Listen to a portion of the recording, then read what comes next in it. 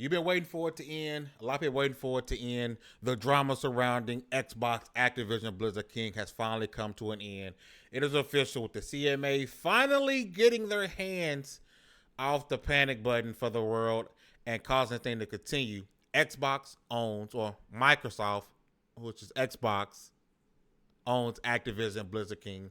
And Phil Spencer went on a the Xbox podcast and to talk about it, and we finally get some answers to some of the things that people are having questions over, people worried about.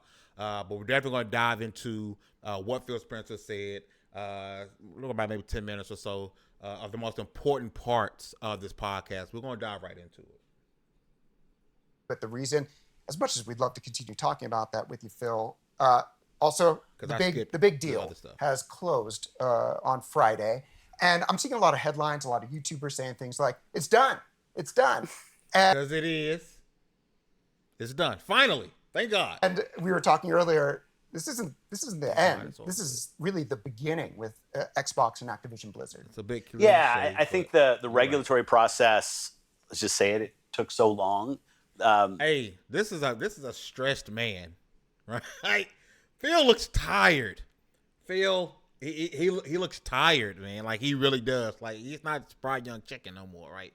This whole not that it almost felt like Xbox has been the game or the kind of goal itself was to get through the regulatory process. That's just the beginning. In fact, this evening I'm flying to Stockholm to see the King team. It's a team I don't know that well, so I'm really excited. That's interesting, and I think that's interesting and that's purposeful because a lot of us we've seen and we kind of know that one of Microsoft's big play with Activision Blizzard King. Yes, Call of Duty, we get that, right? But Candy Crush, that mobile department, right? Candy Crush and COD Mobile are just as big for this deal than Call of Duty and Overwatch and stuff that Blizzard's doing in totality, right? Candy Crush, your mom, your grandma, your auntie, your sister, mama, baby, daddy, uncle, brother, cousin is playing Candy Crush, right? And it's a big money maker along with COD Mobile. To go see them, I think we're in Stockholm and then London. They have a couple other locations. I don't know that we're going to make to all the locations, but I'm really excited about seeing the teams. The following week, I'm going down to Southern California. I'll go to Blizzard. I'll go see Activision. And to me, when I think about where we're trying to go, it always starts with the teams, right? The teams have to feel motivated. They have to feel inspired. They have to feel safe. They have to feel heard. I think that's safety important. I mean, I'm not going to go down the rabbit hole of what happened at Activision Blizzard, right? The whole reason why they're being sold, the whole reason why Bobby Kotick is one of the most hated people in the gaming industry, right? So him going on there off the rip, like we all the companies now, I'm going to get down there and show face, let them know that this is not the same Activision Blizzard was before. Super important. Like that's and because their passion, their commitment to the things that they build, the way they run their games, that comes from the culture of who they are. I've said it many times. I think teams ship their culture in everything they do, whether it's implicit or explicit. You can kind of feel the dynamic on a team and the creative output, whether it's a band, whether it's a writer, whatever. So spending time with the teams and getting to hear from them where they're going. I have some of my own opinions, of course. But they're just opinions. This is getting time with the teams, thinking about where we're trying to go, then looking at the games and where we are and where the roadmap. That's really where the work is, and I'm very, very excited about that. No, that's and as part of that journey, obviously, there's the big burning question that everybody would like to know, and you mentioned it in your Xbox Wire post. Coming back. Here we go. That's what people want to know. I think that's what you want to know. I know. She ain't got to say it. Y'all already know. You already know what she's doing. Might be one of my questions. Yes. But that is part of it. But it's also, and you wrote in your Xbox Wire post last week as well, that the work has started on bringing Activision Blizzard King games to Game Pass and other platforms. And I think speculation and wish lists have been running wild ever since last week. So I'm sure you've seen all of that. But what does that mean exactly, especially when we think about our last acquisition in 2021 with Bethesda? There was a fairly immediate drop of back catalog games. So I think people are looking to that and wondering, is that kind of how the format is going to go now, or what does that actually look like? And I think rightfully so, right? When we finished Bethesda, there was this great moment. We were able to put a bunch of the back catalog games in, celebrate their history. And I wondered about that too. Like I honestly wondered how fast we would get Call of Duty, the other Diablo games, all these games inside of Game Pass, right? And this isn't spoiler alert because this has been known already, right? We're talking 2024, probably first quarter 2024. Like the first big like Game Pass announcement of 2024 will likely be like, hey, by the way, here's all these COD games, and Game Pass. And the dope part about that is a lot of the COD games released on Xbox. I'm not saying on PlayStation or PC. On Xbox, those servers have been fixed and they're playable. The truth of the matter is with Activision Blizzard King that the regulatory process took so long. And frankly, there was a lot of uncertainty in that process up until really a week before we closed, or the week of when the CMA finally came down to their decision, that we weren't able to get in and work with it's mostly Activision and Blizzard in this case. There was no way on that back catalog work. So now that the deal is closed, we're starting that work, but there is work. And I think the Activision Twitter handle or X handle, whatever we're calling it, did put out a statement. I can't call it, but Twitter handle did put out something that talked about 2024. I think that's accurate. There's no. I would love it if there was some kind of secret celebration drop that's coming in the next couple of weeks. There's not. It's definitely when we think about the new games that are there. I would be straight with people, right? If we were going to put them in, I don't have time to go back and this play year. I would tell people, and I know there'll be some disappointment about that. But this acquisition is definitely long term. So the fact we need to remaster too. Remaster Black Ops 2. Remaster Black Ops 2. Or give Black Ops 2 the Modern Warfare 1, 2, and 3 treatment. I'm just saying. Do that for me. That we're not hitting day one with a bunch of games dropping in to Game Pass is a little bit of a downer, but I'm very excited about the future. And I just want to be straight with people that's where we are. There you go, addressing the rumors. Now let's talk about Call of Duty Modern Warfare 3 coming out next month. Very excited. I played the beta over the weekend. The open beta, what did you think? It's very interesting getting humbled by your reaction time going down every single year. Okay, young man. It's very clear that I count my reaction time in like tens of seconds now. Well, people are getting really good at the game. But to that point, like people are really excited about it. And I think for players who may not be playing on Xbox, they want to know what does this mean for them on their platform. Like, is Xbox going to see exclusive DLC, early release? We know the answer to this, and I don't like it. We know the answer to this, and I do not like it. I'm gonna be honest. I get what he's about to say because he's been saying it for the longest time about not having any type of exclusivity around Call of Duty. Even though the beta that they're just talking about was for 1 point exclusive on PlayStation, right? That this wasn't available on Xbox. Xbox players had to wait. PlayStation gamers getting all type of DLC, maps, all type of stuff, getting stuff early. And I know Phil's about to say it. It's not a spoiler because he's always said it, that we're not going to do that. We don't think that's been done. But I don't necessarily agree with that. I think, yes, you're going to have COD on all platforms, right? PC, Xbox, PlayStation, and in the future, Nintendo, right? That's an obvious, right? If you had to choose where they play, even though if they bought it on PlayStation, Xbox is still getting 70%, which I don't think it'll be 70, right? Because I don't think Activision was even doing a 70-30 with PlayStation, right? It's more like because COD is so big, you can probably negotiate somewhere around an 80-20, 90-10 split, whatever it is, right? Because they sold so many copies on PlayStation. Where would you rather have the copy sold? You want, for all intents and purposes, let's say 70%, or let's say 80%. 80%. Getting 80% of them buying it on PlayStation, or 100% of them buying it on Xbox, and then probably also buying an Xbox because they probably don't like subscription services. They don't like probably renting their games, right? So they buy the Xbox and they bought the game. You get 100% of that because you own Call of Duty. And I get it, right? But I know what he's about to say, and I know what he's about to say. I don't know, man. I think you use your assets to your advantage. You do. At the end of the day, I get the promises of things that you said. People go back on stuff all the time, B. Things like that. So what can you tell players who are looking to play Call of Duty on other platforms? And when we say other platforms, I think we're talking about PlayStation? Yeah, I think that other one? Yeah. Because I think the PC players, their PC is unique and I want it to feel like it's part of the overall gaming platform that Xbox focuses on. We've been on that journey for a while with our first party and our Xbox app on PC.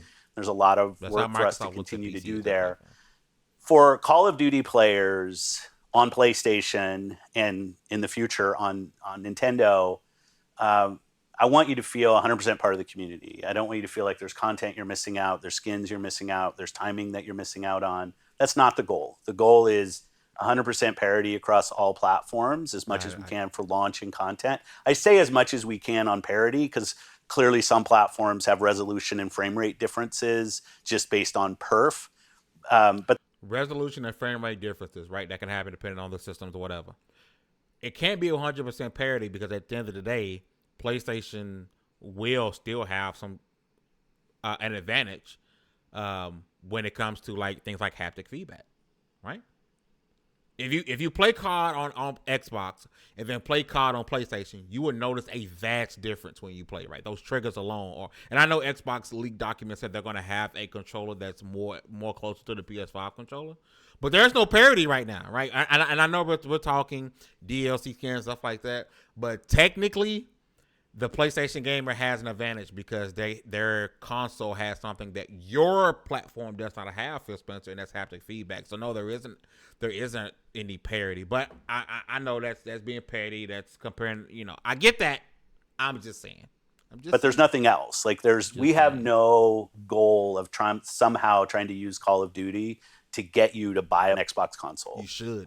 So it is. I want the Call of Duty Nation to feel supported across all platforms. We've been on the other side of some of those skins and times, even this beta, like it wasn't on Xbox the first week. Like exactly what I was just saying. I don't think that helps the community. I don't think that helps the game. And so it's the focus. If you're a PlayStation player, you're a Nintendo player, PC player, or an Xbox console player, I want you to feel like 100% part of the Call of Duty Nation.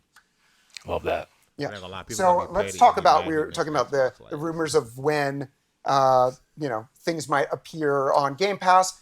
The other sort of like set of rumors or speculation out there. Rumors. We love there's only the two, right? Are you bringing back Guitar Hero or Tony Hawk, or would you have Infinity Ward work on this Xbox IP or franchise or something like that?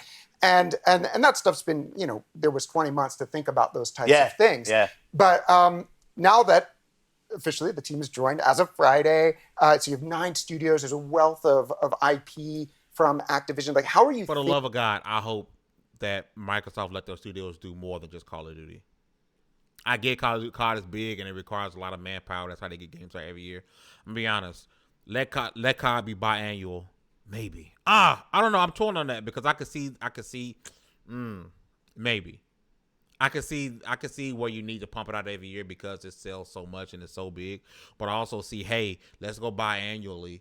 Let these teams have more time to cook this game. We can release DLC and release patches in the meantime to make COD the best game it could possibly be. The version that's out. In the meantime, let some of the other studios who are pretty much been support studios, let's see what they can make. Let's see what they can do. Thinking about these new teams, these new franchises, or new to us franchises, like how do you even take all of that in? Yeah, the first thing, as I kind of mentioned before, is to go spend time with the teams. Because I just don't think that a team working on something that isn't their passion leads to the best result. So I might have my list of things from my memories in history that I want to see made again. Everybody will, right? When I just think about not just about Activision Blizzard King, you add in Bethesda, you add in Xbox's history, Rare, like the amount of franchises that we now have in our portfolio is. Y'all see that statue in the back? It's kind of inspiring. That Halo Infinite, that's real. I need that. That's dope. It's daunting. I feel that we have to be a great custodian for the content that we touch. These are memories from people on different platforms, different decades. Like I'm talking, and I want to make sure that when we're going back and visiting something, that we do it with our complete ability, a motivated team that wants to go work on something and make a difference, not just create something for financial gain or create something for a PR announcement and not deliver on the product. So I'm going to start with the teams and what are they passionate about. That's why I'm excited to go on these visits. And then we'll look at it. Like I think we've done an okay job as Xbox. I don't think we've done kind of an A+ job on looking at our franchises and revisiting them. But it's always a trade-off between what do you do that's new and going back and doing something. I do think with Game Pass, we have the ability to maybe pick a couple franchises every year and almost do like a revisited. I just made up that term, so it's not a brand. It's not on a box. It's not on a box, but I tease about things like Hexen just because I remember playing it as a kid. I have no plan for that. But I do think when you look across all of the franchises that are part of our teams, there's an opportunity for us to go back, even if it's just to recognize the moment and what those things meant in gaming's history and do something right with it, make it available to people through Game Pass. I think there's an opportunity. There's not a plan for that, but there's an opportunity. If teams want to go back and revisit some of the things that we have and do kind of a full focus on it, I'm going to be all in on that because I think there's just an amazing trove of things that we can go and touch again. It doesn't have to just be about Activision Blizzard. Like I said, when you look across all the portfolio, I think about things like the Quake 2 remaster. It just came out from it. I thought that was awesome, right? They did a real good job revisiting a game, making it current, but also not leaving the history behind. So I'd love to see more things like that. So you mentioned the trove of content, the treasure trove, and you've mentioned Hexen. Yeah. I think so. It fits. But are there, Hexen's maybe a deep cut for some because it's a shooter from the 90s, and we obviously have a very wide-ranging community.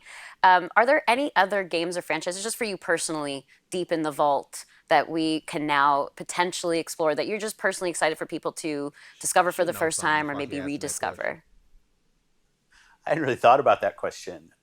Specific on Activision and Blizzard, there's some moments in Activision's history. You mentioned Tony Hawk, you mentioned Guitar Hero, even things like Skylanders. Tony Hawk that were moments where the teams kind of innovated outside of expectation. What do you mean I'm going to carry a plastic guitar and plug it into my console and play? Like, that's never going to work until it worked. And then everybody said, well, of course that was going to work.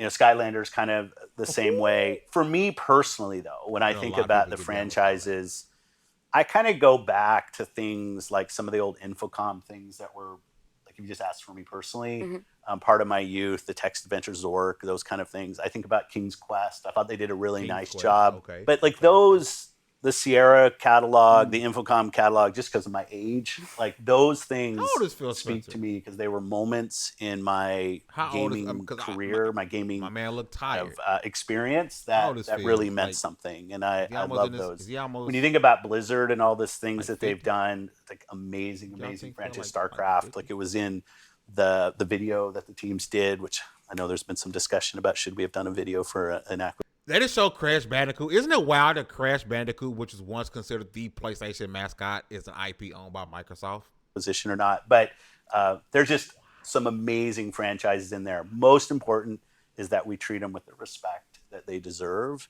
and we don't turn it into some way for us just to kind of, like I said, a PR moment or something else. 100%. By the way, I almost cried at that video. That was a cool video that we put out on Friday. So come on, everybody. I like the video. I saw some people. I thought it was awesome. But, so we've been talking about, obviously we've been doing the show for a few weeks now. We've been talking about Diablo, Overwatch, all these awesome games that Activision and Blizzard both work on. But we talked about ABK. The K stands for King. Yeah. And that's definitely mobile gaming focused. And so how are you thinking about mobile gaming as it pertains to Xbox?